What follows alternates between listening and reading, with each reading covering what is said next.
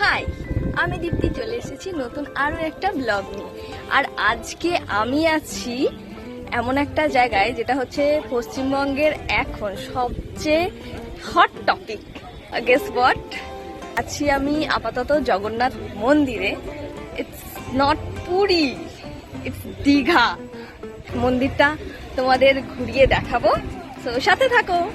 Digha station থেকে মাত্র 800 metre দূরে তৈরি হয়েছে এই নতুন জগন্নাথ মন্দিরটি। স্টেশনের দিক থেকে আসতে মন্দিরটি বাঁ দিকে পড়বে। দীঘা স্টেশন থেকে অটো বা টোটো ধরে খুব সহজেই এই মন্দিরে চলে আসা যাবে এবং টোটো আপনাকে নামাবে একদম এই মেন গেটের সামনে। এখানে পরপর 3টি গেট আছে, একদম বাঁ দিকেরটা এন্ট্রি গেট এবং একদম ডান দিকেরটা এক্সিট গেট, এবং মাঝখানের গেটটা বন্ধ থাকে আপাতত। আমরা একদম বাঁ দিকের গেটটা দিয়ে মন্দির চত্বরের ভিতরে প্রবেশ করে গেছি।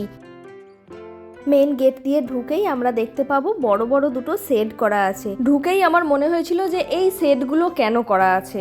আজকের টেম্পারেচার 37 ডিগ্রি। আমি যেখানে দাঁড়িয়ে আছি সেখান থেকে ওই শেড পর্যন্ত যেতে যে কি কষ্ট হয়েছিল সেটা একমাত্র আমরাই জানি। তারপরে বুঝলাম যে আচ্ছা, শেডগুলোর দরকার ছিল।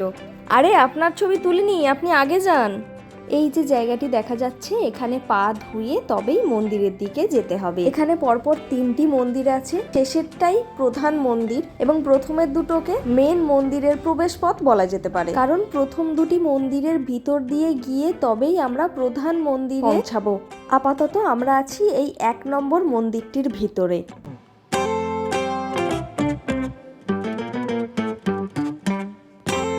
প্রথম মন্দির থেকে আমরা বেরিয়ে গেছি এবং বেরিয়েই এইখানের যে লুকটা, জাস্ট ওয়াও। মানে প্রচণ্ড রোদের জন্য তখন হয়তো এত ভালোভাবে ব্যাপারটাকে বুঝতে পারিনি, কিন্তু এখন যখন দেখছি আসলেই সুন্দর। দুদিকে পদ্ম পুকুর এবং নানা রঙের পদ্ম ফুল ফুটে আছে। আর এখানে আমাদের মাঙ্কুরানির ফটো সেশন চলছে। এবার আমরা যাব এই দ্বিতীয় মন্দিরটির ভিতর দিয়ে। মন্দিরটি উদ্বোধন হয়েছে সবে মাত্র 7 দিন হলো। দেখে যা মনে হচ্ছে ইন্টেরিয়ারের কাজ প্রায় অনেকটাই বাকি। ভিতরগুলো প্রায় ফাঁকাই বলা যায়। এই দ্বিতীয় মন্দিরটির ভিতরে শুধুমাত্র একটি শয়নরত নারায়ণের মূর্তি আছে।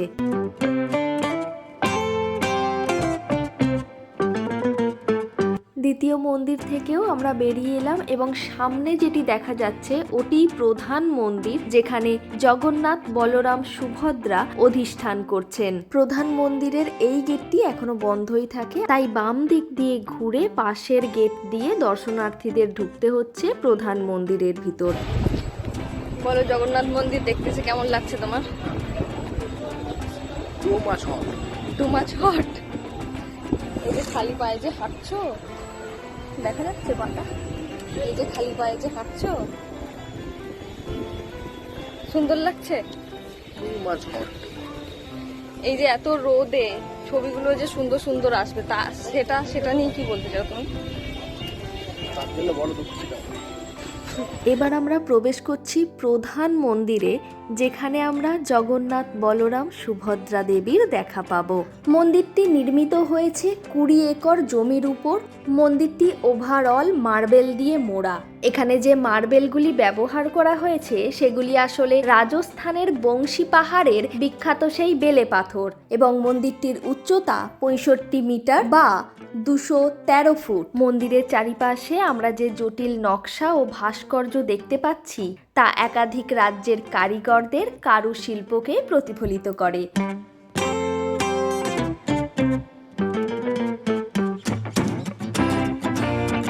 আমরা চলে এসেছি মূল মন্দিরের ভিতরে। দেখাই যাচ্ছে প্রচুর দর্শনার্থীর ভিড় এবং যথেষ্ট টাইট সিকিউরিটির ব্যবস্থা আছে।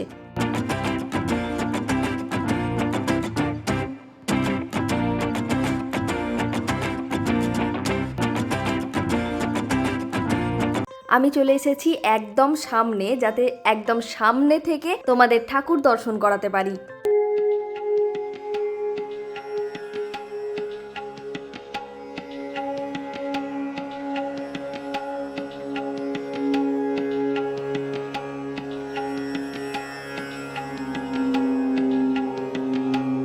আমি আসলে দেখাতে চাইছিলাম দর্শনার্থীদের ভিড়টা ঠিক কতটা।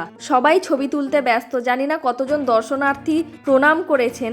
ইনফ্যাক্ট আমি নিজেও ভিডিও করার চক্করে প্রণাম করতে ভুলে গেছি। তার উপর এই কাকু যে আমায় এমন ঠেলা মেরেছে, আমি পুরো মন্দিরের বাইরে। পুজো দেওয়ার কোনো ব্যবস্থা আছে বলে আমার চোখে কিছু পড়লো না। আপাতত মনে হয় পুজো টুজো দেওয়ার কোনো ব্যবস্থা নেই, শুধুমাত্র দেখার জন্যই খোলা থাকে। ও হ্যাঁ, মন্দিরটা খোলা থাকে সকাল 6টা থেকে দুপুর 1টা পর্যন্ত, তারপরে আবার দুপুর 3টে থেকে রাত 8টা পর্যন্ত খোলা। 8টার পর আবার মন্দির বন্ধ হয়ে যায়। কিন্তু এটা আমি কাকে দেখলাম? এত রোদ হলে কি করে হবে, পুরো জ্বলে যাচ্ছি। এই তো কাঠ ফাটা রোদ, তার উপরে খালি পায়ে হাঁটছি, মানে আলাদাই লেভেলের। পশ্চিমবঙ্গের মুখ্যমন্ত্রী মাননীয়া মমতা বন্দ্যোপাধ্যায় 2018 সালের 20 ডিসেম্বর প্রথম ঘোষণা করেন মন্দির নির্মাণের কথা। 2022-এর অক্ষয় তৃতীয়ার দিন থেকে মন্দির নির্মাণের কাজ শুরু হয় এবং এই বছর অক্ষয় তৃতীয়ায় অর্থাৎ 2025-এর 30শে এপ্রিল মন্দিরটি উদ্বোধন করেন মাননীয়া মুখ্যমন্ত্রী মমতা বন্দ্যোপাধ্যায়। আর যেখানে জগন্নাথ আছে সেখানে রথ থাকবে না তা কি হয়? ওই দূরে দেখা যাচ্ছে জগন্নাথ দেবের রথ। বৌদি কেমন লাগছে? খুব ভালো লাগছে, যা গরম পায়েতে লাগছে, দারুণ হয়ে যাচ্ছে। মানে এই কাঠফাটা রোদ, তার উপরে আমরা খালি পায়ে। দেখতে ইস বাবা, এরপরেও যদি বাবা জগন্নাথ না দেখা দেয়, খুব খারাপ হবে, খুব খারাপ হবে। এর থেকে বড় কষ্টের আর কিছু নেই। ভাবো, কালকে আমাদেরকে আসতে দেয়নি, দরজা থেকে ফিরিয়ে দিয়েছে। এগুলো কি উচিত? আজকে এত শাস্তি দিচ্ছে। আজকে শাস্তি।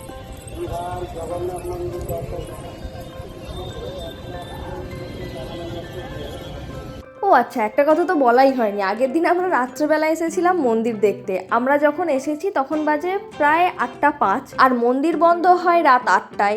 মন্দির অলরেডি বন্ধ। যেহেতু আমরা টাইমিংটা জানতাম না যে কখন খোলা থাকে কখন বন্ধ থাকে, তাই আমরা ওই সামনের গেট থেকেই ফিরে গেছি। তবে রাতের বেলাও এই জায়গাটার লুকটা জাস্ট অসাম। তাই রাতের বেলা ভিতরটা তো ঢুকতে পারিনি, তাই বাইরের লুকটাই দেখে নাও। ফ্ল্যাশব্যাক।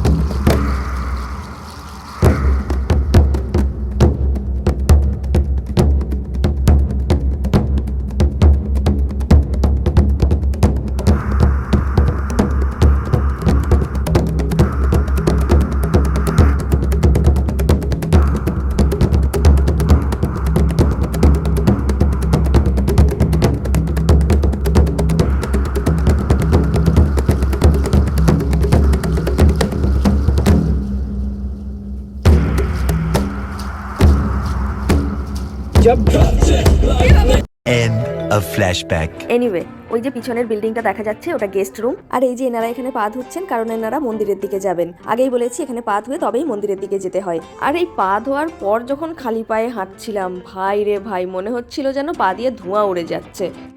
দেখি, এ বাবা, ফোসকা হয়ে গেছে, চিনচিন করছে। এরপর আমরা মেইন গেট থেকে একদম বাইরে বেরিয়ে চলে এসেছি। এই সেই এন্ট্রি গেট, আর এই দিকে আছে এক্সিট গেট। এটা এক্সিট গেট, আর আমি দাঁড়িয়ে আছি রাস্তার এই পারে। মেন গেটের সোজাসুজি রাস্তার অপোজিটে এইদিকে বেশ অনেকটা জায়গা নিয়ে পার্ক মতো করা আছে, বসার জায়গাও আছে। আর ওই দূরে আছে পাবলিক টয়লেট।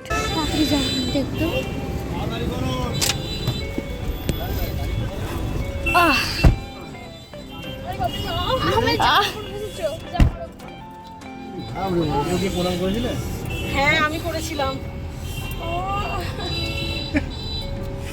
মাথায় কিছু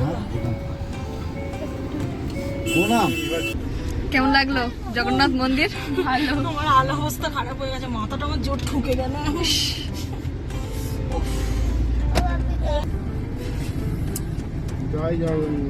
যখন হচ্ছে মানে অনেক মানে যখন থেকে এসেছি দেখছি অল্প অল্প করে হচ্ছে, লোকে তখন বলছে ও সারা জীবন হতেই থাকবে, ওর কমপ্লিট হবে না, এইটাই লোক বারবার বলেছে।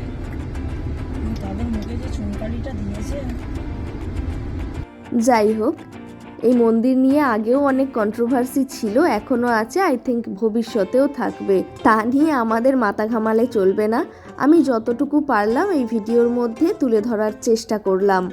ভিডিওটি ভালো লেগে থাকলে একটি লাইক করে দেবেন, আর হাতে যদি অনেক সময় থাকে একটা কমেন্ট করে যাবেন। আর চ্যানেলে নতুন হয়ে থাকলে চ্যানেলটাকে সাবস্ক্রাইব করে পাশে থাকবেন। দেখা হবে নেক্সট কোনো ব্লগে। আজকের মতো টাটা।